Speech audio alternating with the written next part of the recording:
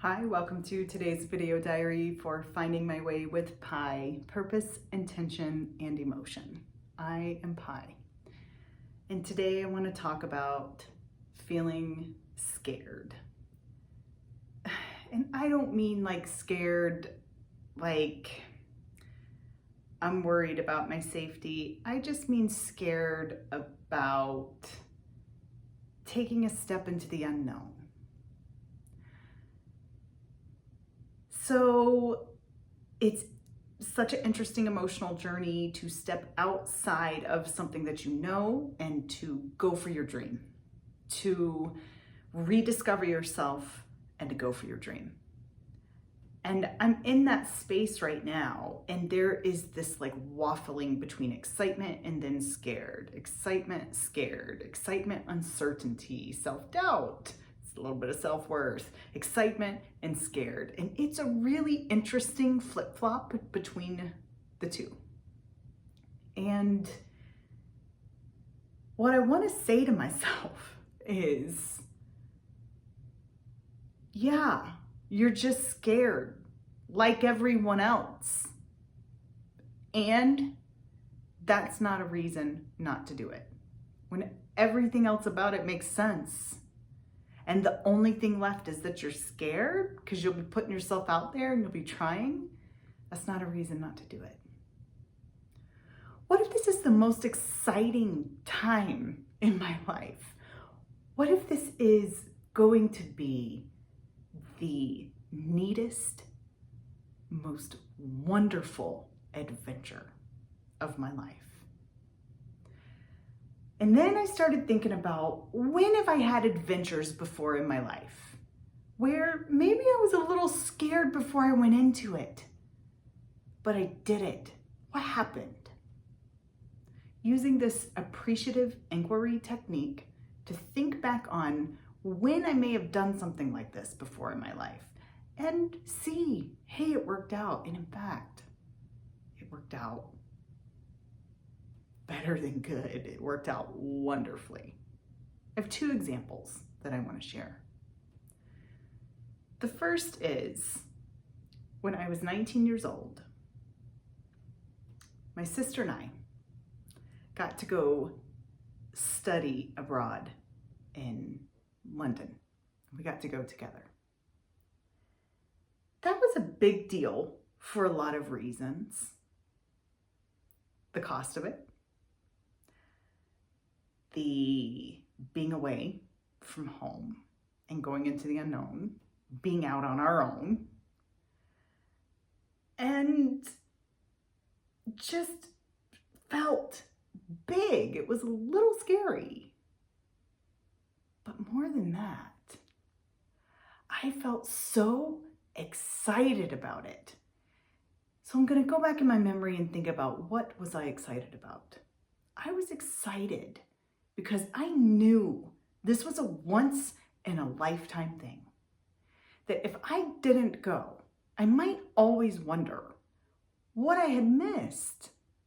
And because we went and we had a way to go, would I kick myself for not going? What if there was something there that was absolutely amazing, stories I'd tell for the rest of my life? Turns out that was pretty formative for me. My sister and I got closer. We learned how to get along, got over the hump of the 3 days we're together and we start bickering. And then after we got over that hump, had one big blow up argument. And then it was like, do not separate me from you. We got so close.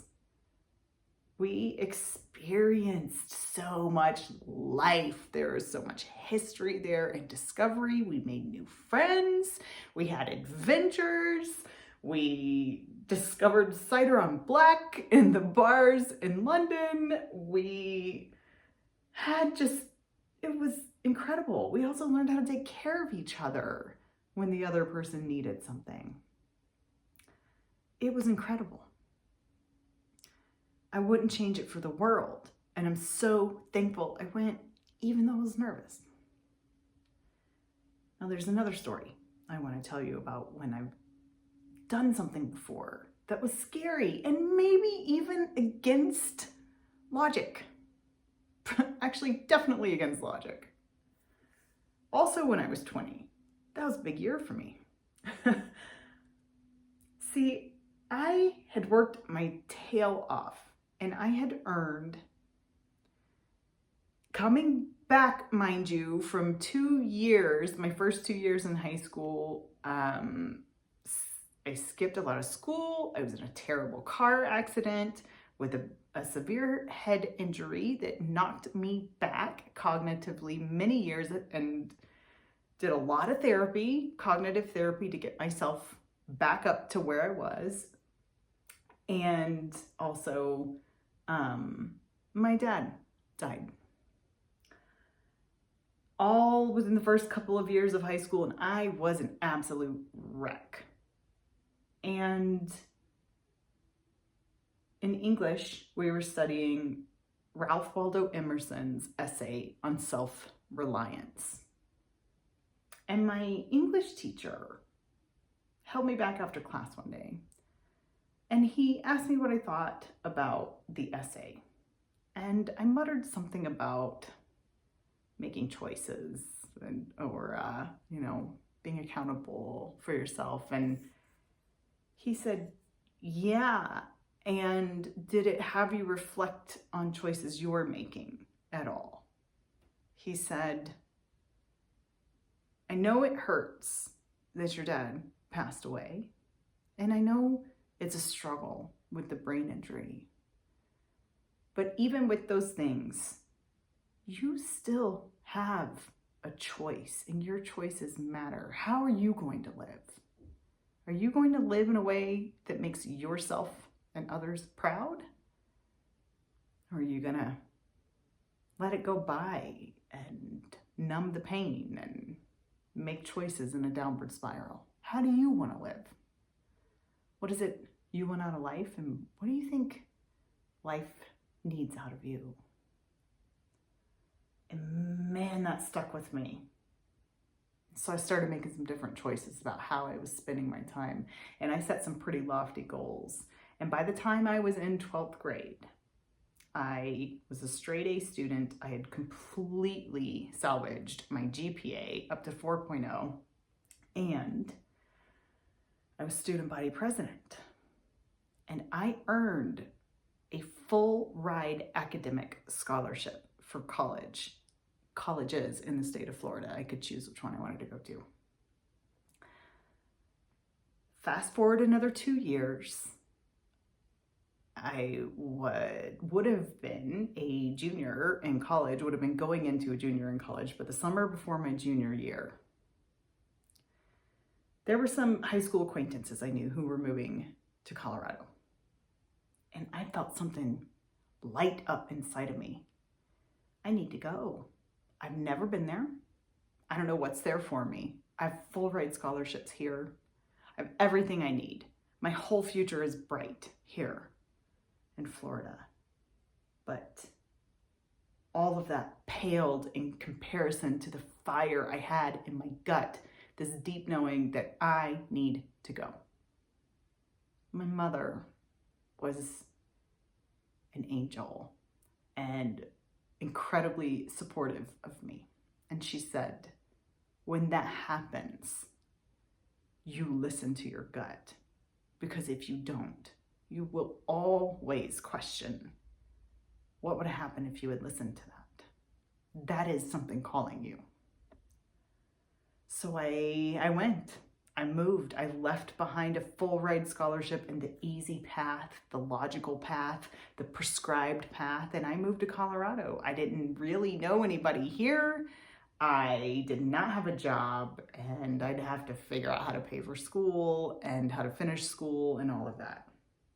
I landed a job after being here for 2 weeks, and on my first day of work, they showed me my desk, and I sat down, and I turned to the guy who sat in the desk next to me and got introduced to him.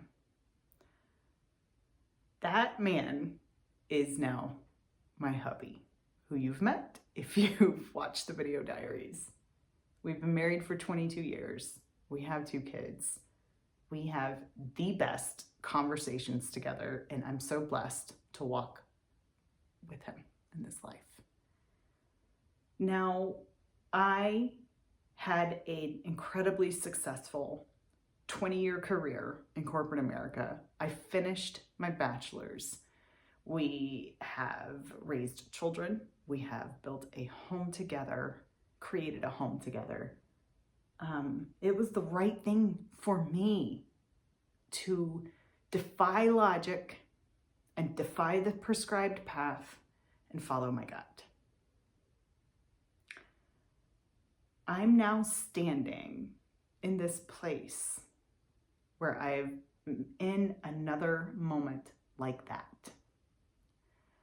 I left my corporate job. It was no longer right for me. It defied all logic. I had a brand. I was at the top of my game. I had a bright future. I was earning a wonderful salary. It defied all logic. It was just not a healthy place for me there. And it was no longer for me. I left, let go of the prescribed path, and it's very scary. But I have a fire in my gut like I did then. And doing something that doesn't make sense, or maybe sometimes the rest of the world won't understand, doesn't mean that it's wrong. I know that it's right for me. What if like those other times, I'm about to have the best adventure of my life?